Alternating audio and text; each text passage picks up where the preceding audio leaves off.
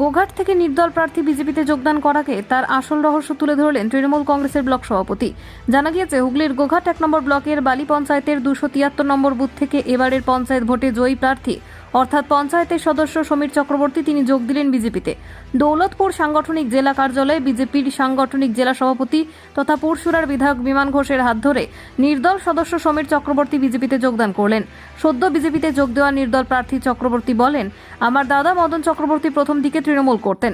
CPM এর হারমাদদের হাতে খুন হতে হয়েছিল।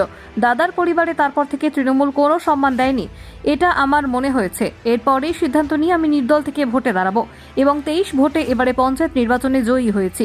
দুর্নীতির সাথে আপোষ না করে আমি বিজেপিতে যোগদান করলাম মোদিজির আদর্শে অনুপ্রাণিত হয়ে। মানুষের পাশে থেকে কাজ করব এলাকার মানুষের জন্য। অন্যদিকে এই বিষয়ে গোঘাট 1 নম্বর ব্লকে তৃণমূল কংগ্রেসের সভাপতি সঞ্জিত পাখিরা কটাক্ষ করতে ছাড়েনি, বিস্ফোরক মন্তব্য করলেন। এই বিষয়ে কে কি জানাচ্ছেন বিস্তারিত দেখুন। এতদিন ধরে আমি সার্ভিস করেছি 30 নভেম্বর 2023 আমি রিটায়ার করেছি। আমার লাইফেতে যেমন আমি আজকে যে সব মহিলারা আছে এই এসএইচজি গ্রুপেরই আমি দায়িত্বে ছিলাম, টোটাল এসএইচজি গ্রুপই আমি দেখাশোনা করতাম। তো আমি দেখেছি যে এখানেতে কিন্তু যে সুস্থভাবে যে ব্যবস্থাটা চালানো সেখানেতে কিন্তু অনেক ত্রুটি বিচ্যুতি আছে। তো আমার মনে হয়েছে যে সারা পৃথিবীব্যাপী যে পর্যায়টা আমাদের ভারতবর্ষে এখন স্থান অধিকার করেছেন মোদিজির নেতৃত্বে, সেই স্থানটা যাতে সুস্থভাবে থাকে সেই জন্যই ওনার হাতটাকে শক্ত করার জন্য আমি কিন্তু নিজে থেকে স্বেচ্ছায়তে আজকে বিজেপিতে জয়েন করলাম। আমি ভোটে জিতেছিলাম মাত্র 23 ভোট। উদয়রাজপুর বুথ মালমহল গ্রাম 200, তখন ছিল 272, এখন হয়েছে 273 নম্বর।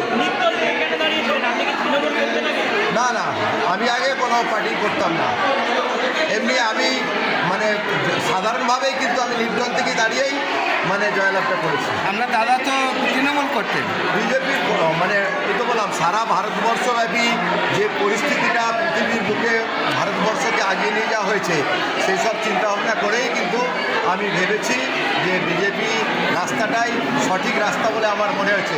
এই রাস্তা ধরে যদি গ্রামের মানুষদের আগিয়ে নিয়ে যাওয়া যায় তাহলে কিন্তু আরও উন্নয়ন হবে, আরও সুস্থভাবে মানুষ চলাফেরা করতে পারবে। সেই জন্যই কিন্তু আমার বিজেপিতে জয়েন। বলছি দাদা, আমরা দাদাই তো তৃণমূল করতো, কি বলবেন এই বিষয়ে?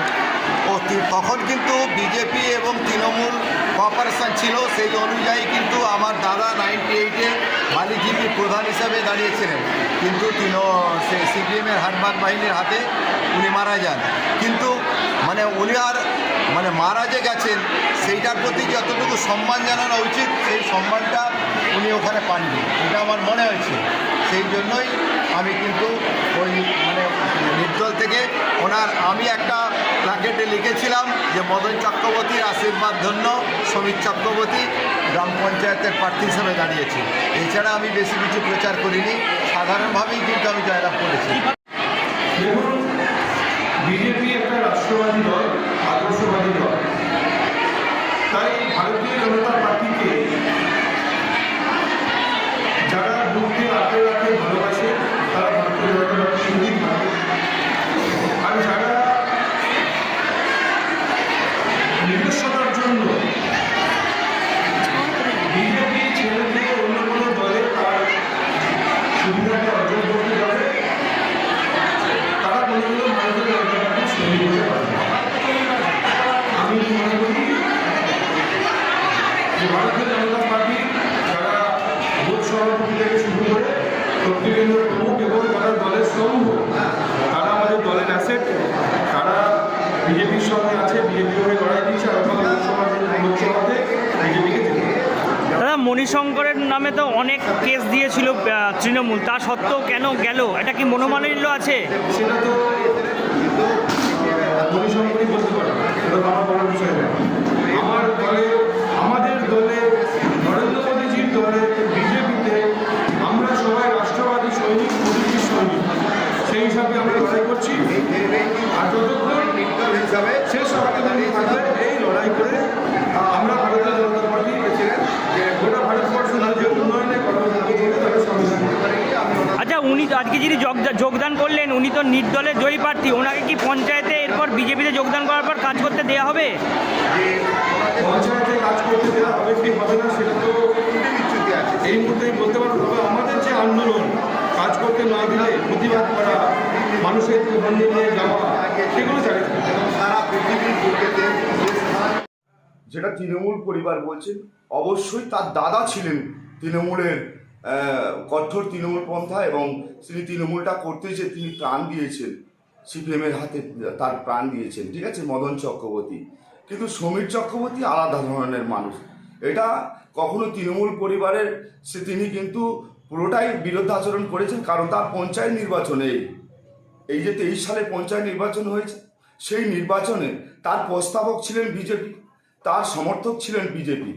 তিনি যে নমিনেশন ফাইল করেছেন এবং তিনি বলেছিলেন যে আমি বিজেপি সমর্থিত নির্দল, ঠিক আছে।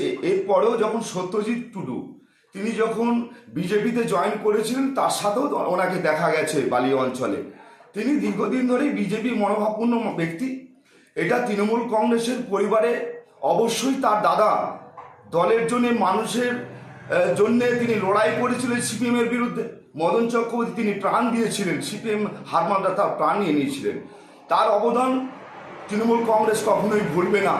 মমতা বন্দ্যোপাধ্যায় চিন্তাভাবনা এবং তৃণমূল কংগ্রেস তার পরিবারের এক সদস্যকে চাকরি দেওয়া হয়েছে, এবং ওই সমীর চক্রবর্তী তার স্ত্রী বা তার নিজের ছেলেকে চাকরি যাতে হয় সেই জন্য আপ্রাণ চেষ্টা করেছিলেন, এবং ওই বৌদির প্রতি, ওই মদন চক্রবর্তী স্ত্রীর প্রতি অত্যাচার করে তাকে মেরে দিয়েছেন, মানসিকভাবে তার প্রতি অত্যাচার করেছেন।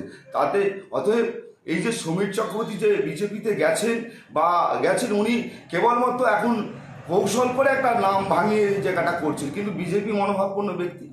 এতে কোনো তৃণমূল কংগ্রেসের কোনো রকম কোনো এসে যায় না।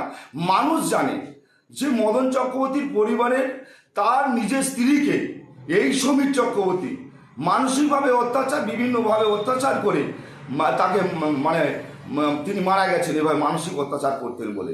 আজকে গ্রামের মানুষ তার প্রমাণ দেবে, এবং গ্রামের মানুষ যথেষ্টভাবে তৃণমূল কংগ্রেসের পক্ষে আছে, মমতা ব্যানার্জির পক্ষে রয়েছে।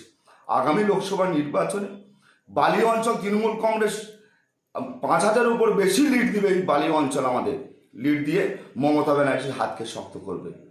আমার নাম।